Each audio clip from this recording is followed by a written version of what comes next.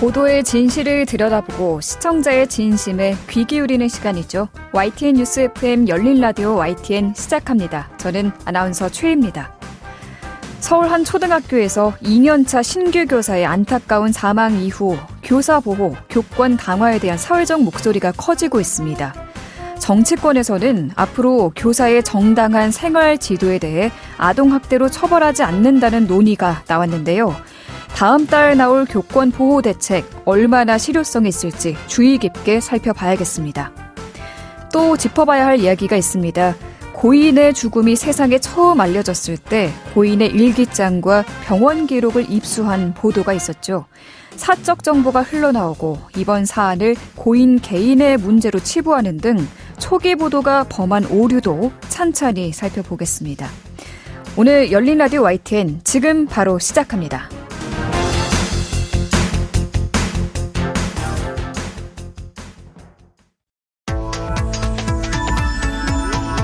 미디어가 전하는 이슈에 대한 다양한 분석과 팩트체크까지 바로 보고 뒤집어 보고 꼭꼭 씹어보기 위한 미디어 비평 프로그램 열린 라디오 YTN. 한 주간 뉴스를 꼭꼭 씹어보는 시간 미디어 비평입니다. 오늘은 김원경 뭉클미디어 인권연구소장과 전화 연결돼 있습니다. 소장님 안녕하세요. 네, 안녕하세요. 네, 지난 18일 서울 서초관 초등학교에서 1학년 담임 교사가 사망했습니다. 사회적 파장이 매우 커지고 있는 상황인데요. 오늘은 교사 사망의 원인과 배경 그리고 대안에 대한 언론 보도가 매우 많았는데 여기에 대해서 이야기해보겠습니다. 네네. 소장님 먼저 간단하게 사건 원인에 대해서 어떤 이야기가 나오고 있는지 알려주시죠. 예, 처음 사망 사실이 알려졌을 때는 고인이 학교폭력 업무를 담당하면서 스트레스를 많이 받았다거나 특정 학부모의 갑질 등 사망 배경을 두고 여러 소문이 많았습니다. 네. 경찰은 21일까지 학부모와의 갈등이나 갑질은 확인된 바가 없다라는 입장이었습니다.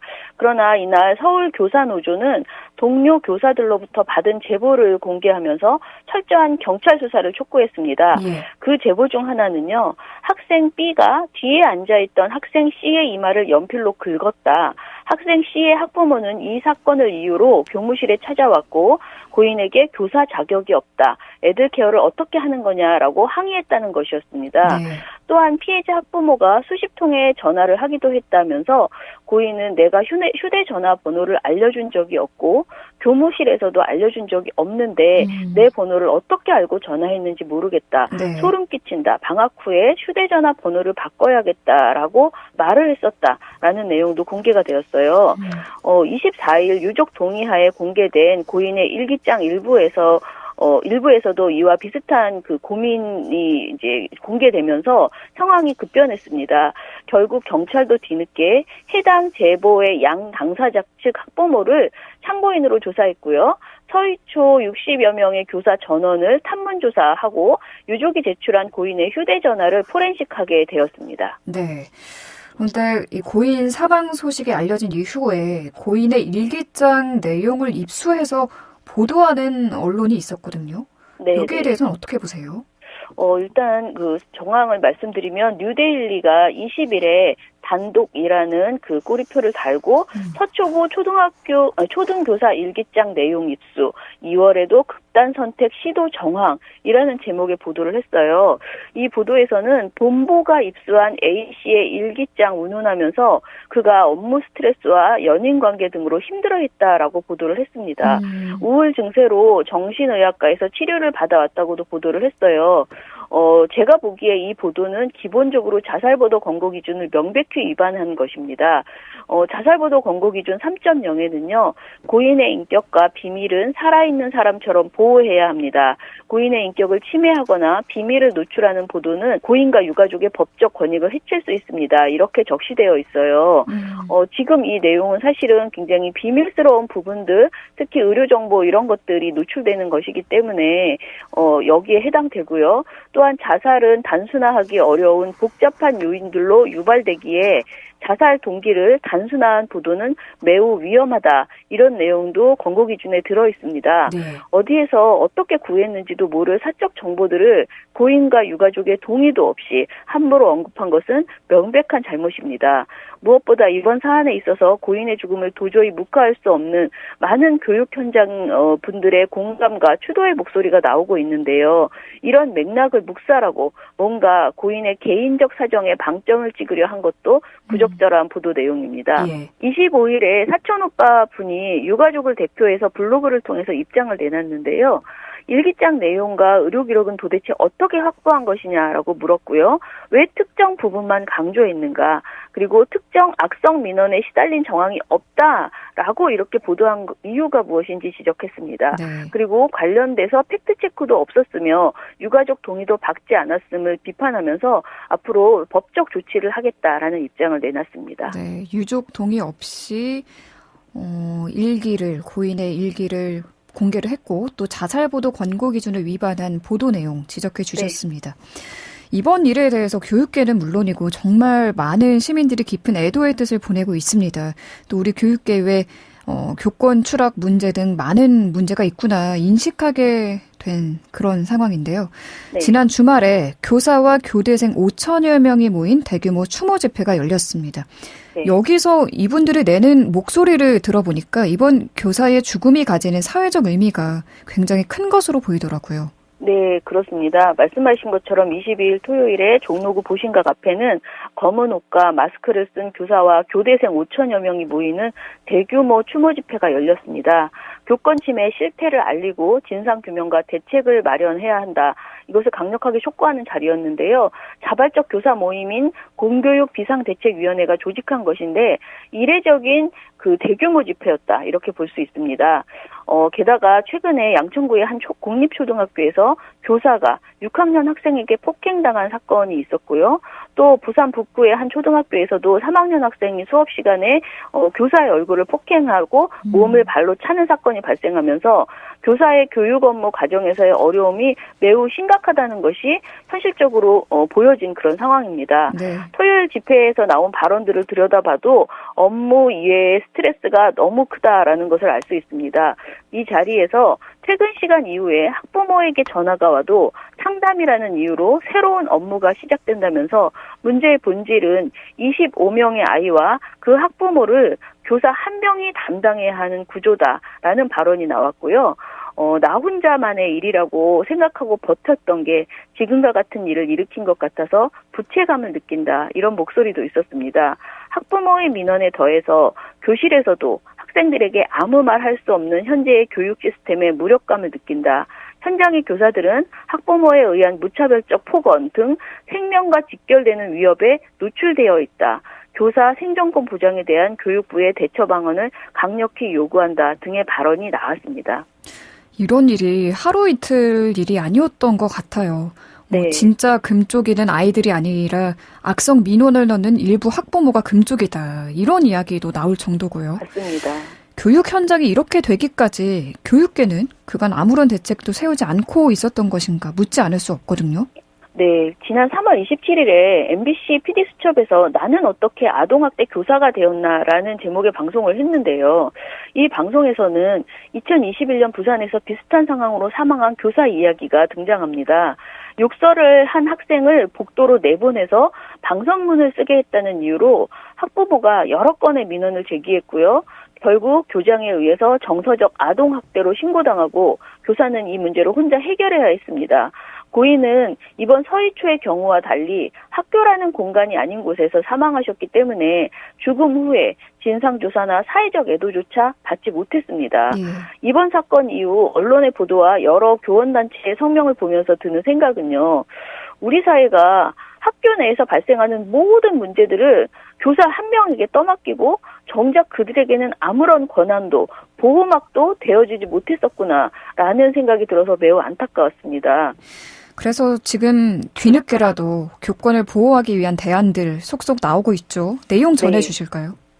지금 지난 7월 23일에 서울 실천 교사 모임이라는 그 단체에서 성명을 냈는데요. 여러 교사 모임에서 성명을 냈지만 이 성명이 가장 내용이 촘촘하더라고요. 근본적인 원인을 촘촘히 살펴보고 분석하여 재발하지 않도록 다음의 항목에 걸쳐 실질적인 조치를 해주십시오라고 하면서요. 4가지 이야기를 했는데요. 예. 첫째, 다른 공공기관처럼 학교로 들어오는 민원을 담당하는 창구를 일원화하고 별도의 담당 인력을 배치하는 방안을 적극적으로 강구할 것. 둘째, 일부 학부모의 악성 민원을 걸러낼 수 있는 강력한 법과 행정 시스템을 구축해 줄 것. 셋째, 학생이 연관된 모든 폭력을 학교폭력으로 규정하고 있는 학교폭력 예방법, 그리고 공개된 공간인 학교와 그렇지 않은 가정 안에서의 행위를 모두 동일한 잣대로 처벌하도록 하고 있는 아동복지법, 아동학대 처벌법에 대한 사회적인 재논의를 추진해 줄 것. 그리고 셋째, 개정된 초중등교육법 제20조 2항에 따른 시행령 개정안을 실현할 수 있도록 교육부와 교육청이 실효성 있고 책임 있는 방안을 마련해 줄 것을 요구했습니다. 네. 7월 20일까지만 해도 교육부 역시 교원단체와 같이 교권지휘법, 초중등교육법, 아동복지법 등 법 개정을 대안으로 논의하고 있었어요. 네. 그런데 7월 24일 이주호 사회부 총리 겸 교육부 장관이 학생인권 조례로 인해 공교육이 무너진다면서 학생인권 조례 재정비 의사를 밝혔습니다. 그리고 같은 날 윤석열 대통령도 참모들에게 불합리한 자치조례 개정을 병행 추진하라 이렇게 지시를 했어요. 네. 이후에 정부나 또는 언론 모두 학생인권 조례 폐지 또는 개정이 이번 사안의 대안인 것처럼 방향이 급선회되는 모양새를 보이고 있습니다. 네. 마지막으로 관련 언론 보도에 대해서 강조하고 싶으신 이야기 있으실까요?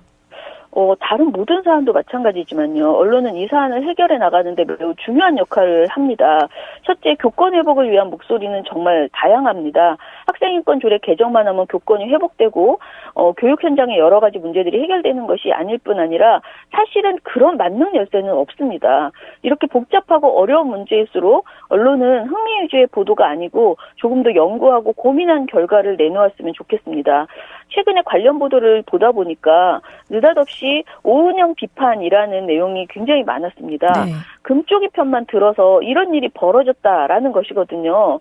그러나 언론인들도 스스로 그렇게 간단하게 볼 수 없다라는 것은 알고 있다라고 생각해요. 왜냐하면 기사를 보면은요, 기자 스스로 그런 표현을 하는 것이 아니고 누리꾼의 의견에 따르면 오은영에 대한 비판이 이어진다 이런 식의 보도들이거든요. 제가 보기에는 보다 깊이 있는 대안을 내놓는 그런 그 노력이 더 필요하다라는 생각이 들고요. 또 두 번째로는 일명 그 냄비 저널리즘이라고 하는데요. 어떤 사안이 터졌을 때 그때에만 이렇게 반짝하면서 관심을 갖고 들끓다가 금방 그런 이슈는 나몰라라 하는 그런 저널리즘을 냄비 저널리즘이라고 하거든요. 네. 그런데 이번 문제에 있어서 정말 냄비 저널리즘은 없어야 한다라는 것을 강조하고 싶어요.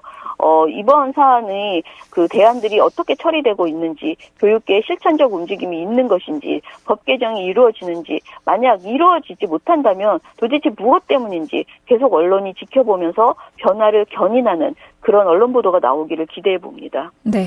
이제라도 교권이 바로 서고 동시에 학생 인권도 건강한 방향으로 지켜질 수 있길 바라며 오늘은 여기까지 듣겠습니다. 고맙습니다. 감사합니다. 김원경 뭉클미디어 인권연구소장과 함께했습니다. 진실을 전합니다. 진심을 다합니다. 시청자 여러분의 목소리에 귀 기울이는 YTN 뉴스 FM, 열린 라디오 YTN. 토요일 저녁 8시 20분과 일요일 밤 11시 20분에 방송됩니다. 이번에는 YTN 라디오 프로그램들을 모니터링하고 평가해 보겠습니다. 오늘은 박채린 시청자 평가원과 전화 연결돼 있습니다. 안녕하십니까? 네, 안녕하세요. 네, 이번 주에는 어떤 프로그램 모니터링 하셨어요? 네, 이번 주엔 매주 평일 오전 6시 47분, 오후 12시 47분, 7시 47분 총 3차례 방송하는 이승우 변호사의 사건 파일을 들었습니다. 모니터 기간은 7월 10일부터 7월 21일까지 총 2주간입니다. 네, 어떤 내용부터 볼까요?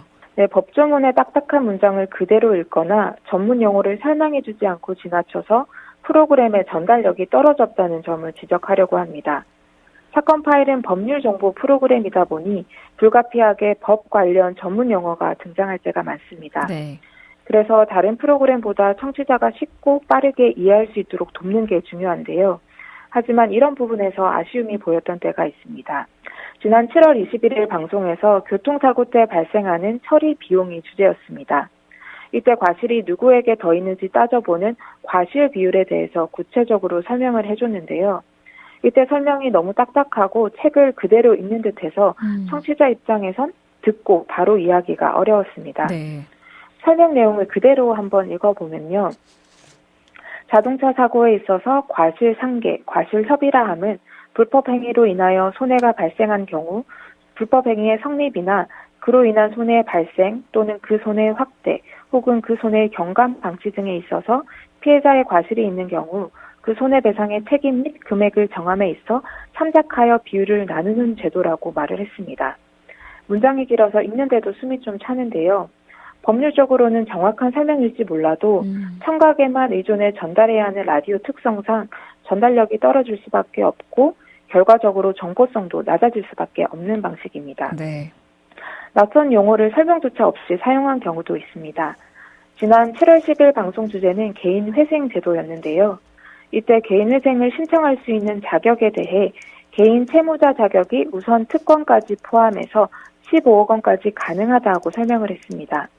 특히 이 제도는 이용 연령이 낮아져 2030 세대도 활용할 수 있다고 덧붙였는데요.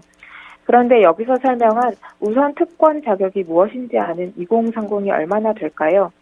우선 특권이 무엇인지 설명이 없다 보니 이날 방송만 들어서는 내가 대상이 될 수 있는지 알기 어려웠습니다. 네.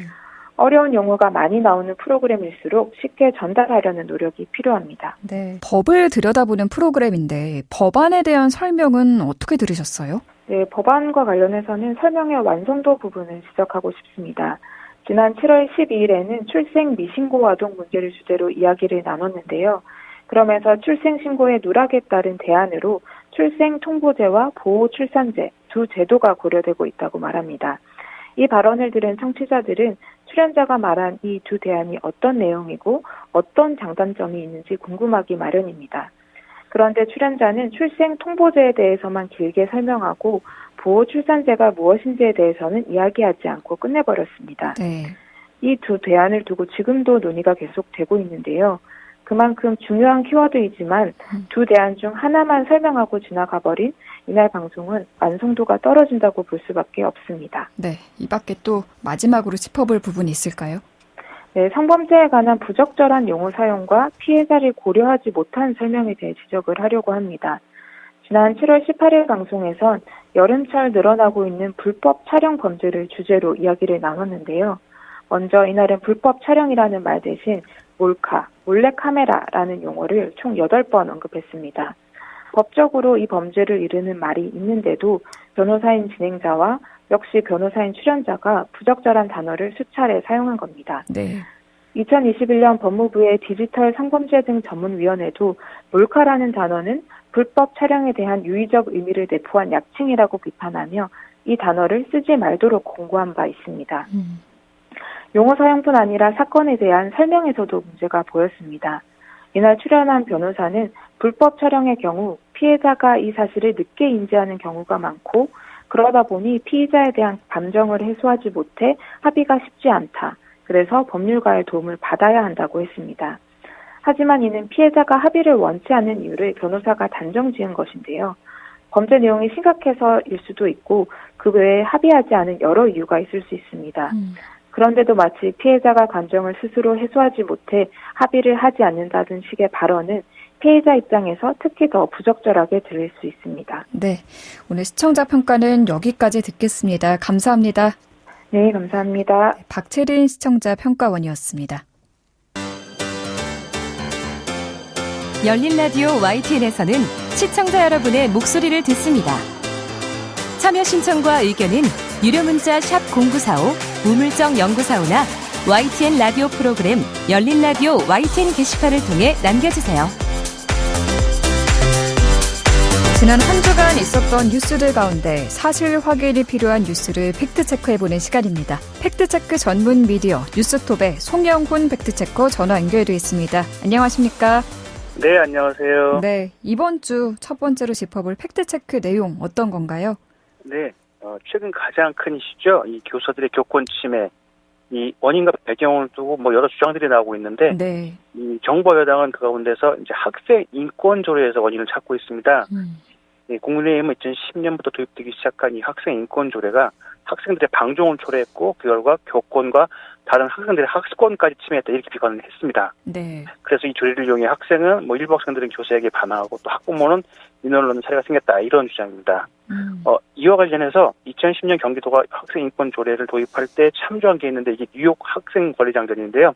여기에는 권리와 함께 책임과 의무도 비슷한 비중으로 담겼는데 네. 우리 조례에는 이런 선언적 내용의 한 문장 정도만 있다. 이게 문제라는 지적이 나왔습니다. 그래서 이 내용을 좀 확인해봤습니다. 앞서 저희가 교권 침해와 학생 인권에 대한 이야기를 관련된 보도를 살펴보며 나눠봤는데요. 이번에는 학생 인권 조례에 초점을 맞춰서 구체적으로 뜯어보겠습니다. 네. 국내 첫 학생 인권 조례는 미국 뉴욕의 학생 권리 장전을 참고했는데 조례 구성이 다르다는 말씀해 주셨는데 쉽게 말해서 우리 조례는 학생 권리 부분이 강조된 데 비해서 의무 조항은 빈약하다라는 건가요? 네네, 그렇습니다. 일단 우리나라의 학생 인권 조례는 이 학생의 인권과 자유, 권리를 보장한다는 목적으로 2010년 10월 5일 경기도 교육청에 학생 인권 조례 공포를 시작으로 처음 도입이 됐습니다. 이후에 이제 다른 곳도 따랐는데요. 현재 서울, 인천, 경기, 광주, 전북, 충남, 제주 등 총 7개 지자체에서 시행 중입니다. 전국 다는 아니에요. 그래서 학생수로 따지면은 절반이 인구가 이제 서울 경기가 많으니까 절반이 훨씬 넘지만 이 지자체 수로 따지면 10곳에서 아직 도입이 안 돼 있습니다. 네, 일단 이 경기도 처음 도입한 경기도 학생 인권 조례가 참조한 미국 뉴욕시 학생 권리 및 책임 장전은 뉴욕시 공립학교에 적용이 됩니다. 크게 5절로 구성이 되는데요. 학생의 권리는 무료로 공립학교에서 교육받을 권리, 표현과 인격의 자유에 대한 권리, 정당한 절차에 대한 권리, 18세 이상 학생의 추가 권리로 이렇게 구성이 됐고요. 그리고 마지막 5장에 학생의 책임을 다루고 있습니다. 이 책임 부분 도입해 보면은 학생의 책임 있는 행동만이 이 권리 장전에 나온 권리의 전제임을 밝히고 있습니다. 또 본문을 보면은 이 책임을 지키지 않았을 때는 학교별 훈육 규정에 따른 지도 조처가 이루어진다 이렇게 되어 있습니다. 이런 내용 다음에 이 24개의 구체적인 행동 지침이 있는데요. 이 교권 등의 다른 권리와 관련해서는 7번째 조항에 다른 사람의 권리를 부정하거나 침해해서는 안 된다. 이런 것과 10번째 조항에 학생과 교직원에게 예의 바르고 진실하며 협조적인 태도로 행동한다. 이런 내용이 있습니다. 학교에 제때 출석해야 하고 다른 학생의 학습권을 침해하지 않도록 노력해야 하며 갈등을 해결할 때는 위협적이지 않은 방법을 찾아야 한다는 좀 구체적인 내용, 책임이 명시되어 있습니다. 네. 적어도 전체 5장 가운데 한 장은 학생들의 의무 내용에 대한 게 차지하고 있군요. 네네. 뉴욕시 외에 다른 사례는 어떻습니까? 네, 이 미국 버지니아주 페이팍스 카운티 교육위원회 지침이 또 있었는데요. 이것도 역시 해당 지역 공립학교에 적용이 되는데 이곳의 학생의 권리와 의무 안내서를 보면 이 학생의 권리와 의무를 각각 한 페이지씩 구체적으로 명시를 했습니다. 권리만큼이나 의무를 강조한 건데요. 학생들이 자신의 의무 준수와 권리 표현 간의 균형을 유지할 것을 전제로 그 아래에 구체적인 11개의 의무를 제시했습니다. 뉴욕시 규정과 마찬가지로 출석해서 일정을 따라야 한다. 교육 환경에 적합한 복장을 갖추라는 내용도 있었고요. 이 규정에 따르면 규칙과 절차를 따라야 하고 외절도 폭력적인 방해를 하면 안 되고 또 이 규칙들은 학교 안팎 심지어 온라인 교실 환경, 버스 정류장, 등학교에서도 적용이 되고 있습니다. 또 이 음주나 휴대전화, 수업방해 등 좀 민감한 교육 사안에 대해서도 내용을 다루고 있는데요. 음주와 폭행 관련해서는 학교 당국의 다양한 징계를 받게 되어 있었습니다. 또 이 휴대전화, 노트북, 태블릿 등 요즘 문제가 많이 되는 휴대용 디지털 기기에 대한 규정도 매우 세부적이고 구체적으로 나와 있습니다. 기본적으로 초중고 모두 학습 시간에 휴대전화를 쓸 수 없게 하고 있습니다. 또 수업을 의도적으로 방해하거나 교사에게 불복종하고 다른 학생의 학습권을 방해하는 일을 해서는 안 된다고 되어 있고요. 이 방해 행위에는 구체적으로 교직원 권위에 반항한다거나 모욕적인 언어와 몸짓을 쓰거나 협박과 위협, 싸움이 포함되어 있습니다. 네, 그러니까 권리만큼 학생들이 지켜야 할 의무도 강조를 하고 있는 건데 교육계 입장은 어떤가요? 네, 이 양대 교원단체 중 하나인 한국교원단체 총연합 교총이죠. 교총의 경우에는 이 권리만 강조한 학생 인권조례를 근거로 교원의 징계를 요구하는 사례가 있어서 이 부분에 대한 재검토가 필요하다는 입장입니다. 다만 교총에서는 학생 인권과 교사의 교권이 충돌하고 있다고 보지는 않았습니다. 교총 관계자는 학생 인권은 헌법적 가치 위에 소중하게 지켜야 할 가치라면서 다만 그동안 학생 인권 보장이 개선된 것에 비해 교권의 개선이 부족했다. 이 학생 인권 조례에 학생 의무와 책임 조항을 강조해서 기준을 맞추라. 이런 입장을 밝혔습니다. 네. 현재 서울시 교육감이자 조희연 서울교육감도 지난 24일 교직 세 단체와 함께한 기자회견에서 이 폐지 요구에는 당연히 반대하지만 이 학생 인권 조례에 학생 책무성 조항을 추가하는 것을 적극 검토하겠다고 밝혔습니다. 네. 이날 조교육감과 3기 교원단체는 이 교권 보호를 위해 무분별한 아동학대 신고로부터 교사를 보호할 수 있는 이런 법 개정이 필요하다는 입장도 같이 밝혔습니다. 네, 우리나라의 학생 인권 조례를 살펴보면 권리에 비해서 그 의무 내용이 빈약하다라고 해주셨는데 다음에 기회가 되면 우리나라의 이 학생 인권 조례에 대한 내용도 구체적으로 좀 살펴보도록 하겠습니다. 네. 정리를 하면 우리나라의 학생 인권 조례와 비슷한 미국 뉴욕 버지니아 공립학교 규정에는 학생의 의무도 함께 표시돼 있습니다. 기본적으로 자유를 보장받되 타인의 학습권이나 수업을 방해해서는 안 된다는 내용입니다. 권리에 따른 책임을 준수하지 않았을 때 징계를 받게 한다는 내용도 있습니다. 교육 환경이 사실 나라마다 다르기 때문에 단순 비교가 어렵다는 점을 감안해서 우리나라 학생 인권 조례가 참고한 미국 뉴욕의 학생 인권 조례는 권리만큼 의무도 강조했다라는 지적은 대체로 사실로 판단하겠습니다. 네. 다음 팩트체크는 어떤 내용인가요? 네, 최근 정부가 실업급여 제도를 손질하겠다고 나서면서 또 논란이 됐습니다. 이와 관련해서 국민의힘 박대출 의원은 이 실업급여가 악용되면서 달콤한 보너스라는 실업급여라는 말이 나온다고 했고요. 서울지방고용노동청 담당자는 여자분들, 젊은 청년들이 계약기간 만료된 김에 쉬겠다고 하면서 취업급여가 되면서 해외여행 가고 명품 선글라스를 사거나 옷을 사거나 이런 식으로 즐기고 있다. 이렇게 발언하면서 논란이 더욱 커졌습니다. 네.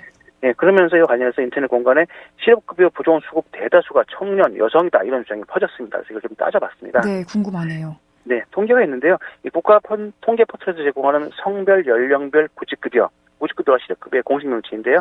이 신청자 수의 3년 통계를 보면 연령별로 20, 30대 청년층보다 5, 60대 이상의 구직급여 신청 비율이 더 높았습니다. 지난 2020년 기준으로 보면 20대 이하가 18.1%, 30대가 17.2%, 40대가 18.4%, 50대가 22.3%, 60대 이상이 23.9%를 기록했습니다. 네. 그 앞에 2020년과 2021년 역시 청년층보다는 중장년층 시청자가 더 많았습니다. 네. 네, 남녀 비율을 따져보니까 2020년에는 남자 49.8%, 여성이 50.2%, 21년에는 49.0% 대 51.0%, 2022년에는 46.4% 대 53.6%로 나타났는데요. 최근 3년만 보면은 여성 비율이 조금씩 늘어나긴 하지만 대체적으로 각각 절반 정도를 차지하는 것으로 나타났습니다. 그러니까 남녀 비율이 크게 차이는 없지만 네. 여성 비율이 조금씩 늘어나는 추세다. 네. 전체적인 비중을 소개해 주셨는데 실업급여 부정수급 사례에 대해서도 통계가 있을까요? 네, 연구 보고서가 있었는데요. 2015년 한국형사정책연구원에서 진행한 부정수급 사례 유형별 프로파일링 및 기획 조사 활용 방안 등 마련 이런 연구 보고서가 있었습니다. 해당 연구에서 2014년 실업급여 신청자를 대상으로 연령별 특성을 확인해 봤는데요. 부정수급자의 비율은 50대가 33.4% 가장 많았습니다. 이어서 60대가 23%, 40대가 26.5%, 30대가 15.4%를 기록했습니다. 50대 이상의 절반을 넘은 거죠. 좀 오래된 통계, 좀 최근 통계는 아니지만 청년층보다 중장년층에서 부정수급 비율이 높게 나타난 것입니다. 예.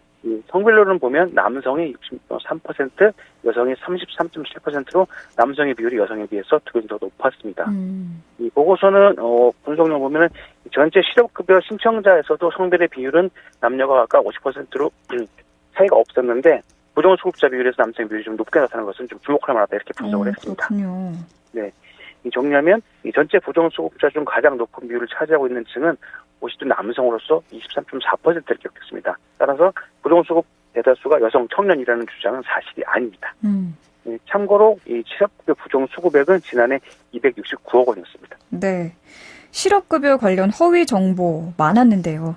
저임금 근로자를 위한 최소한의 보호 조치인 만큼 정보 분별에 주의해야 할 것 같습니다. 마지막 팩트체크는 어떤 건가요? 네, 이것도 온라인에서 화제가 됐는데요. 27만 원을 주었다가 돌려줬는데 사례금 3원 주더라. 예, 이런 내용이 화제가 됐습니다. 이 소지품이 들어있던 가방을 주어서 주인에게 돌려준 뒤 사례금을 얘기하길래 10만 원을 요구했다가 3원 입금받았다는 사연인데, 이 게시글에 따르면 글쓴이는 현금 27만 원과 27만 원이 든 지갑과 휴대전화, 안경 등 소지품이 담기는 가방을 주었고요. 이거를 경찰서에 습등부를 신고한 다음에 이 가방 주인으로부터 고맙다는 전화를 받았고, 이 사례금 얘기를 하길래 10만 원을 얘기했더니 가방 주인은 좀 반응이 좋지 않았고, 다음날 오후에 3원을 입금하고 고맙다는 문자 받았다는 이런 내용입니다. 예, 이게 좀 화제가 되면서 댓글에는 이 분실물 반환 시 보상을 두고 좀 갑론을박이 벌어졌는데요. 이 글쓴이 요구가 과했다는 의견이 있었고, 또 반대로 돌려받은 이가 고마움도 모른다, 이런 의견들이 많았습니다. 그래서 네. 분실물을 돌려받으면 살해를 하는 게 좀 의무인지, 또 살해한다면 어느 정도로 해야 되는지 이걸 좀 찾아봤습니다. 이거 참 애매하고 네. 어려운 문제인데 네. 분실물을 찾아주고 살해하는 걸 두고 주는 분도 참 받는 분도 고민할 때가 많은 것 같습니다. 네. 참고할 만한 조항이 있습니까? 네, 법 관련한 조항이? 법 조항이 있습니다. 있었습니다. 네, 유실물법인데요. 이 유실물과 습득물 관련 내용을 법률로 규정하고 있었습니다. 특히 유실물법 제4조 보상금 항목인데, 여기 보면은 물건을 반환받은 자는 물건 가액의 100분의 5 이상, 100분의 20 이상의 범위에서 보상금을 습득자에게 지급해야 한다, 이렇게 규정을 하고 있습니다. 예. 예, 법규처가 유실물 관련 홍보 게시물을 공개하고 있는 게 있는데요. 여기도 보면은 잃어버린 물건을 반환한 사람은 물건 가액의 100분의 5 이상, 100분의 20 이하의 범위에서 습득자에게 보상금을 지급해야 한다. 다만 보상금은 물건 반환 후 한 달이 경과하면 청구할 수 없다, 이렇게 안내하고 있습니다. 이 같은 규정에 따르면, 그리고 글쓴이는 이 물건 가격의 5에서 20% 청구할 수 있는 거죠. 근데 뭐 이게 현금 27만 원 외에 휴대전화가 안경도 같이 있기 때문에 얼마를 이렇게 요구할 수 있는지는 이 금액은 좀 달라질 수 있는데요. 네. 만약에 습득물을 돌려받은 이가 보상금 지급을 거절한다면 이자성을 제기할 수 있는 상황입니다. 내 물건을 찾아줘서 고맙다라는 뜻에서 그 주는 사례금, 네. 이거를 지급하지 않겠다라고 하면은 찾아준 사람 쪽에서 민사소송을 제기할 수 있다라는 거군요. 네네. 오늘 말씀 여기까지 듣겠습니다. 감사합니다. 네, 감사합니다. 네, 지금까지 뉴스톱 송영훈 팩트체커였습니다.